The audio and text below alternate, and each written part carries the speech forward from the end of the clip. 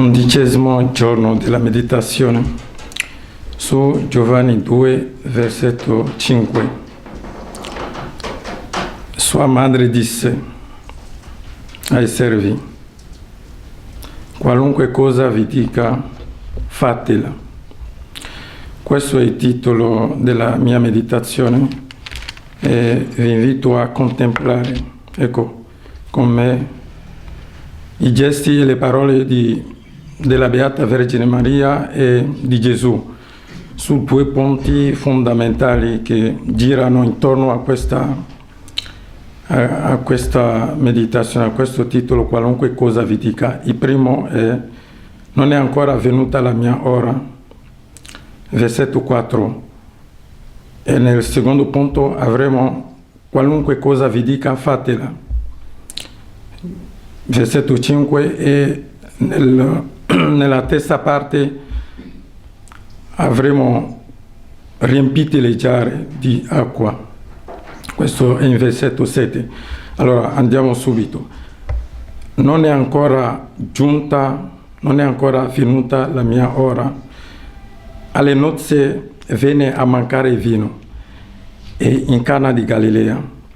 Mancare vino alle nozze sarebbe una situazione vergognosa e drammatica per gli sposi soprattutto.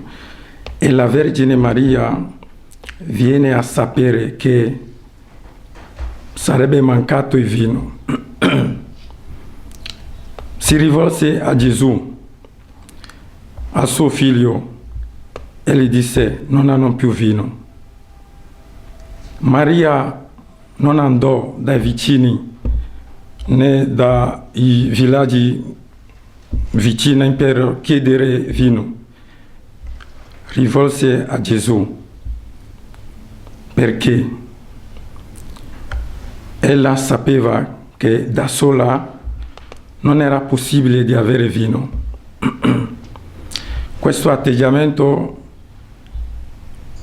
lo leggiamo in Luca 2, versetto 46, quando Gesù era smarrito.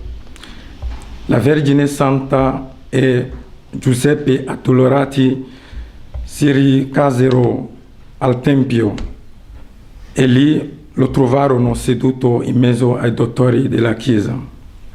No, scusatemi, ai dottori.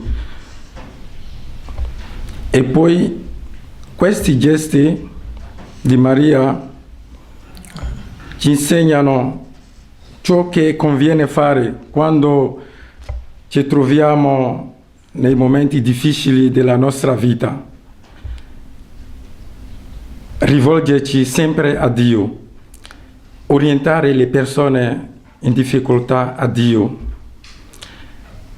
In Dio troveremo soluzioni ai nostri problemi. Disse già l'angelo Gabriele alla Beata Vergine Maria: nulla è impossibile a Dio. Però non è ancora venuta la mia ora, diceva Gesù. Tanti esegesi seguono Sant'Agostino e interpretano questa espressione come l'ora della passione.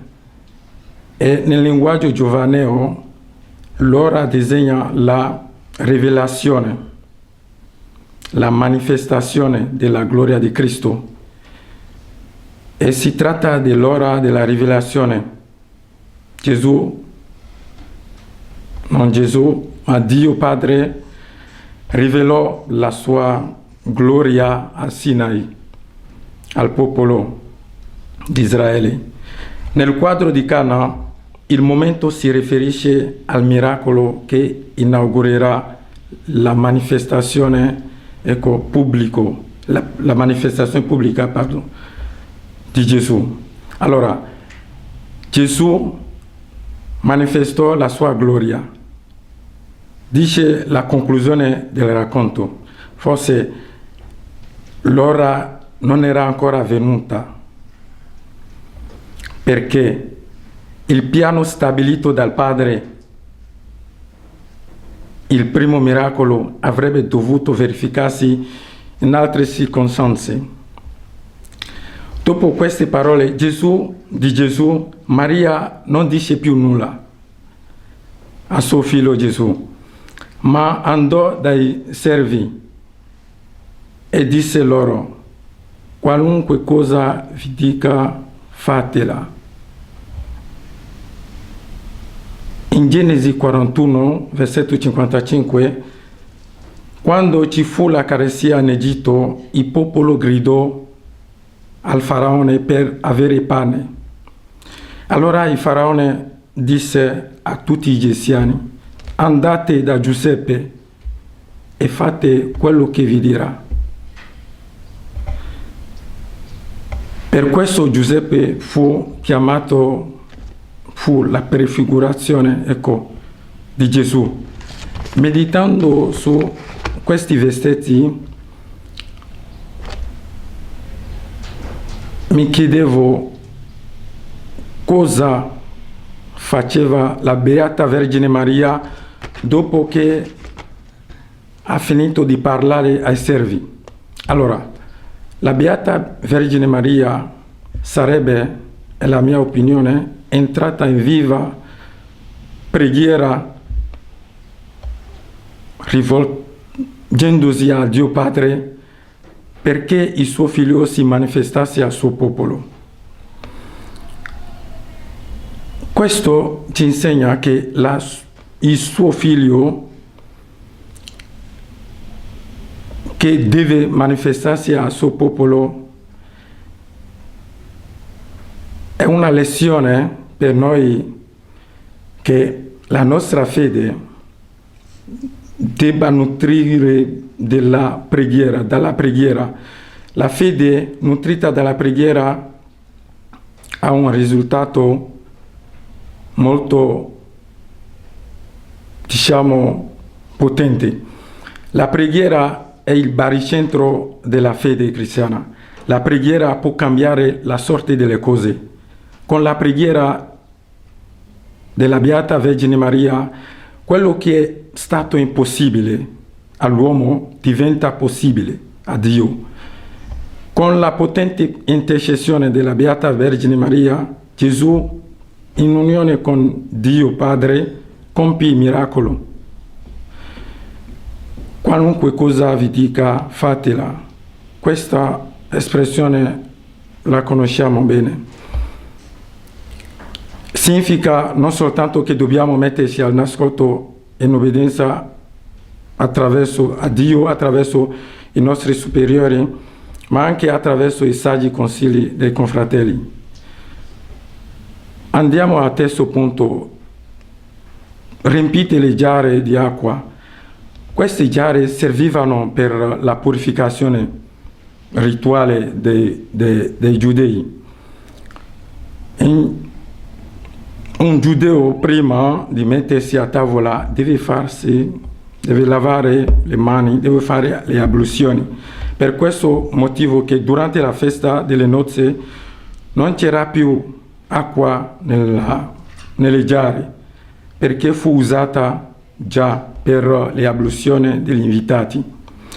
Gesù, essendo vero Dio e vero uomo, poteva con una sola parola riempire tutte le giare di vino, senza dire ai servi di riempirle di acqua. In Giovanni non è la prima volta, o non sarà la prima volta, che vedremo questo atteggiamento di Gesù. Si chiede una cosa a Gesù e lui ne fa un'altra. In Giovanni 6 Gesù mette in prova Filippo. Dai a mangiare al popolo la moltiplicazione dei pani. Dopo questa trasformazione dell'acqua in vino, un funzionario era venuto incontro a Gesù e gli chiese: scendi con me a casa mia, mio ragazzo sta per morire. E Gesù gli disse: fai a casa tua, il tuo ragazzo vive. Si chiede una cosa a Gesù, lui fa un'altra cosa. Maria chiede vino, Gesù chiede l'acqua ai servi. Dinanzi a questa dicotomia, hudatos e oinos, come acqua e vino, abbiamo un atteggiamento dei servi. Non fecero l'esegesi delle parole di Gesù, no, ma obbedirono secondo il consiglio della Beata Vergine Maria. Questo fatto ci insegna che il nostro cammino è il cammino di prove, è un cammino penoso. Il cammino fede è un cammino, direi, spinoso. E è un cammino anche di obbedienza. I servi dovevano essere soggetti alle prove di acqua, dove non era facile trovare acqua invece di vino. Dio ha bisogno della nostra collaborazione per la nostra salvezza. Concludo. Ora è suonata l'ora, permettetemi questa tautologia. C'è vino in abbondanza. Nella tradizione giudaica il vino è l'immagine della gioia. Dove c'è Maria c'è la gioia, dove c'è Maria c'è il vino. Mediante la fede di Maria, diciamo, la fede di Maria ha contribuito, alla venuta del Salvatore nel mondo. Mediante la fede di Maria abbiamo Maria ha suscitato, mediante la sua fede, ha suscitato il primo miracolo. Nella sua iniziativa Maria era stata ispirata contemporaneamente con la fede e l'amore.